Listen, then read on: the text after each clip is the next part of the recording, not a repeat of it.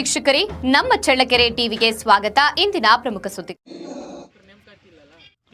ಸರ್ಕಾರಿ ಪ್ರಥಮ ದರ್ಜೆ ಕಾಲೇಜುಗಳಲ್ಲಿ ಉಪನ್ಯಾಸಕರನ್ನ ಕಾಯಂಗೊಳಿಸುವಂತೆ ಆಗ್ರಹಿಸಿ ಎಬಿವಿಪಿ ವತಿಯಿಂದ ವಿದ್ಯಾರ್ಥಿಗಳು ಕಪ್ಪು ಪಟ್ಟಿ ಧರಿಸಿ ಕಾಲೇಜಿಗೆ ಪ್ರವೇಶಿಸುವ ಮೂಲಕ ಪ್ರತಿಭಟನೆ ನಡೆಸಿದ್ದಾರೆ. ರಾಜ್ಯದಲ್ಲಿ ವಿದ್ಯಾರ್ಥಿಗಳು ಎದುರಿಸುತ್ತಿರುವ ಶೈಕ್ಷಣಿಕ ಸಮಸ್ಯೆಗಳನ್ನು ಪರಿಹರಿಸುವಂತೆ ಆಗ್ರಹಿಸಿ ಜುಲೈ 27ರಿಂದ ಒಂದು ವಾರದ ಆಂದೋಲನ ಹಮ್ಮಿಕೊಳ್ಳಲಾಗಿದೆ ಎಂದು ಎಬಿವಿಪಿ ರಾಜ್ಯ ಕಾರ್ಯದರ್ಶಿ ಗೋಪಿ ರಂಗಸ್ವಾಮಿ ತಿಳಿಸಿದ್ದಾರೆ.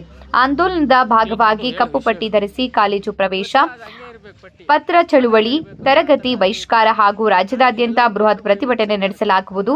ದೀರ್ಘಕಾಲದಿಂದ ಸೇವೆ ಸಲ್ಲಿಸುತ್ತಿರುವ ಉಪನ್ಯಾಸಕರನ್ನ ಕಾಯಂಗೊಳಿಸುವುದರ ಜೊತೆಗೆ ಖಾಲಿ ಇರುವ ಹುದ್ದೆಗಳನ್ನು ಶೀಘ್ರ ಭರ್ತಿ ಮಾಡಬೇಕು ಎಂದು ಅವರು ಸರ್ಕಾರವನ್ನ ಒತ್ತಾಯಿಸಿದ್ದಾರೆ.